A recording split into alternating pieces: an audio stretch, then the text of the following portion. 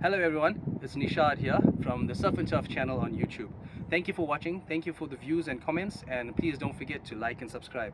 Okay, today I'm going to teach you and show you a few things that I've learned over time, and there are various different people that have helped me learn all of this. So everything I'm teaching, obviously I've learned from somewhere else. Thank you to the guys.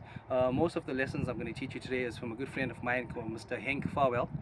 He's taught me quite a lot, as well as various other guys, too many to mention, but I will mention them in the videos that come forward thereafter, with all the different tips and tricks that we teach you with regards to fishing, either at the dam or at surf. So just thank you for lending us your ears and your eyes to watch what we're doing, and let's just keep it moving forward. Okay, so before proceeding, we'd just like to give a big shout out and thank you to my cameraman, Mr. Marcello Naidu. Can we get a thumbs up? Thank you for helping me make this video. Okay, so we always emphasizing fish care and equipment care, because obviously we want to get the best and the value for money, and make sure equipment lasts us for a long time. So one of the things you must invest in, whether it's for surf or whether it's for fishing freshwater at the dam, bank angling, is you have to get a reel bag. You will see I have the SB branding here. So I have a lot of the SB shirts as well, these hoodies, which is awesome because it protects you from the sun, and it's a long sleeve as well. It's good fishing apparel. SB stands for Santosh Balram. He's a fishing legend to those who know him. South African angler as well. He's one of the legends that help us and teach us all his tips and tricks moving forward within the sports arena in respect of angling. He's a very nice gentleman who will teach you and help you in everything that you need in order to become the best angler you can possibly be. His shop, Babes Tackle Shop, is at number 46 Valda Road in Northdale, and anything you need in respect of freshwater angling, you can get it from there. Okay, so I'm going to open up the bag now, the reel bag. It's very nice to have a reel bag because it's padded. It separates your different reels and it protects them as well. So we want to get them to be in excellent condition constantly. So if we open it up, I'll show you what this is just now. I just want to show you, if you look here, you'll see I have my spare spools. I've got them marked. Each of them are marked 75, 85, 95 and 105. People ask what's that. The markings basically are for me to fish on a clip. Some people know what fishing on a clip is, some people don't, but to those who don't, it basically means you're fishing at that distance, 75 meters in or 85 meters in. And I'm going to make another video now and show you how we do it, thanks to my good friend Henk Farwell, who taught me the process. So if you see here, I take off my reel. It's nice and separated, it's padded, so it's taken care of. I just hold on the screw and I'll just give it a couple of reels until it's tight. You'll see I have elastic here around the spool, which protects the spool and the line, and this way you're just protecting your reels. You want them to last you for as long as you can, especially when you have good reels. This one I have here is a DL. It's a Shimano. It's a DL, yeah, DL 6000 RB. The other one I have, which is a bit more expensive, and the very good anglers or bank anglers will know about this. That's also the DL, sorry. It's a Shimano X Aero. It's a 6000 RA bait runner. It's a beautiful ring, Shimano X Aero. Okay, so what I'm going to show you now with this is I've tightened it already and we're ready to go. Now I'm going to show you the process of clipping your line to get your required distance of what distance you want to fish at in the water.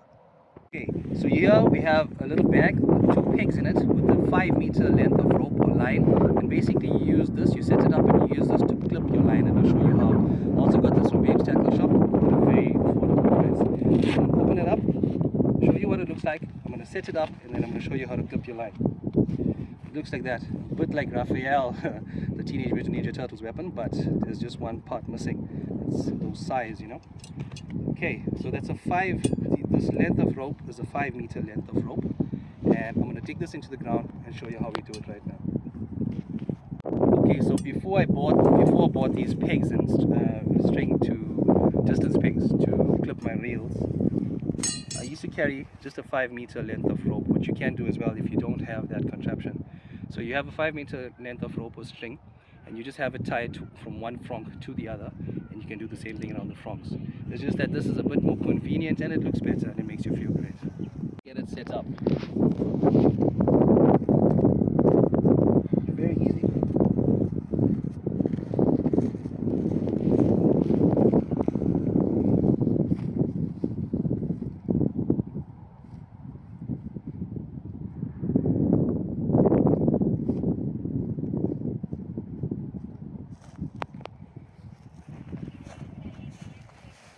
now I put my reel onto my rod. I'm just threading the line through. I'm using here high visibility yellow line.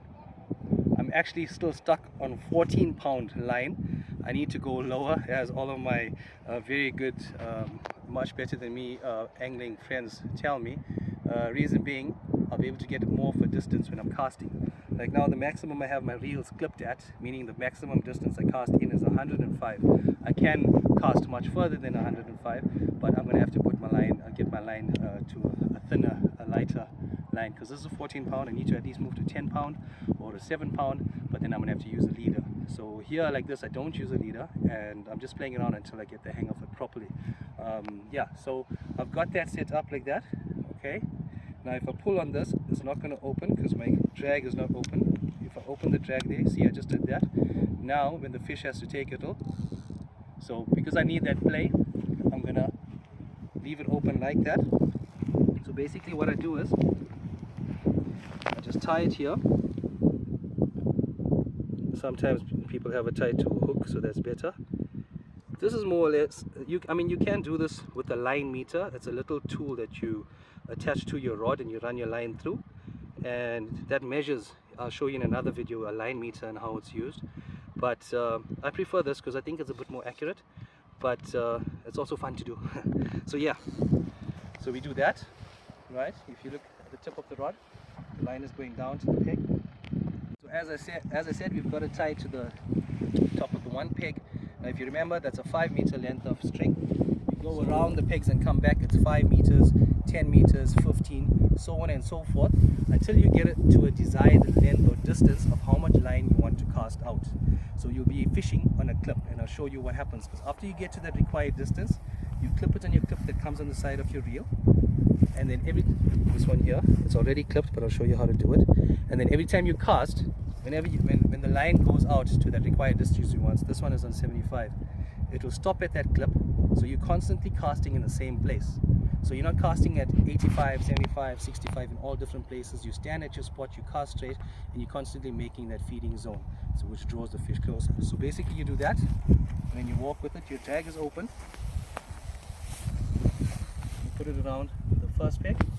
So remember, that's 5 meters already. Then you go again, 10, it's a bit windy, 10, 15, so, and you 20, so on and so forth until you get to the 75. Pause, pause.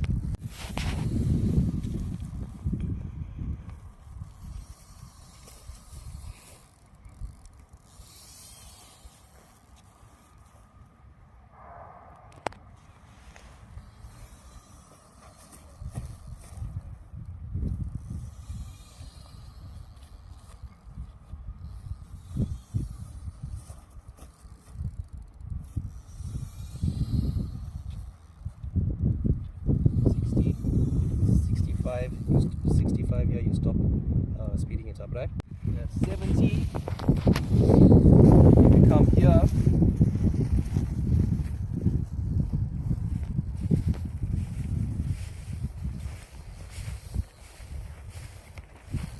Okay, so that's 70, sorry, apologies, 70.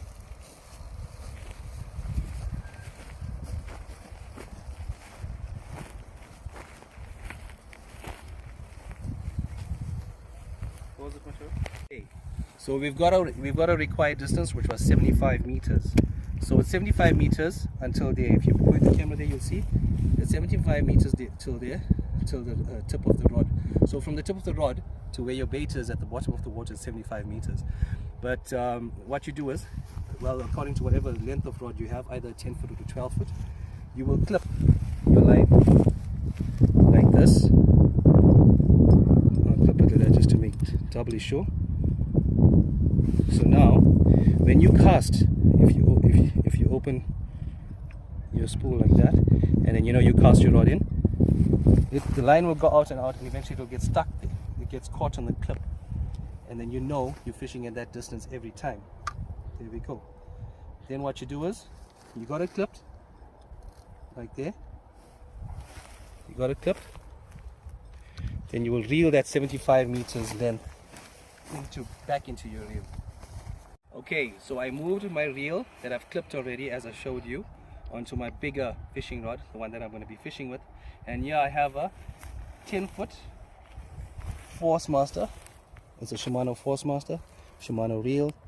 I mean, it's not a new rod, but with fishing gear, you each their own. Everybody is different. I can have an old rod like this, and I'll enjoy my fishing and love it much better than if you had to buy me a brand new, better make. So it's all about preference, and that my good friend Lou taught me. So thank you for that, Lou. And I prefer keeping this rod for the dam. So yeah, so what you do is now, as you saw already, had clipped the line at 75 meters. So that means after I bring my line out and attach it to my trace, and I have it hanging like so, when I take my bomb back behind me and I'm ready to cast, when I cast, the line is going to keep on going out until it reaches the clip of 75 meters. When it does reach the clip at 75 meters, obviously it's going to stop. So Henk taught me as well that the best thing to do is sometimes when that tension and that force gets applied to the clip, your line can snap depending on how thick your line is. So to prevent that, I'm going to do it again. When you're ready to cast, and you cast, you whip it, and as the line is going out, you gently and quickly just bring your rod back. When you bring your rod tip back, eventually when your line, the distance is out completely and it hits that clip, it'll just pull the tip of your rod gently down. And if you have your fishing stand, let's say, for example, your tripod stand, your fishing stand, your front is here, and the water line, the water starts here, you have your front here. What I prefer to always do is, as you saw, I have it clipped at 75 meters, but I actually want to fish at 70 meters in the water. So what I do is, if the water starts at where the patch of grass is, I put my front or my stand probably about 5 meters, give or take, away from the water's edge, and I stand either there or I'll leave the front close to the water, but I make sure from the water's edge to where I am standing and casting, there's a 5 meter gap, and I'll tell you why.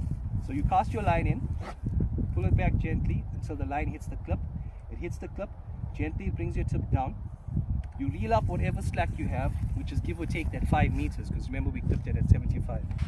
You put it on your stand, and that way, when you open your cry, your drag, and the fish takes, the fish has more or less 5 meters to play with, because you don't want to leave it on the clip, on your fishing stand or on your front, because if the fish had to take, there's no room to play with and your rod doesn't end up going into the water. So the best thing to do is you give it that 5 meters more or less, and you leave it down. When it cries, remember it's going to cry for a distance of 5 meter length going out. You leave it like that. That's how you fish in a clip.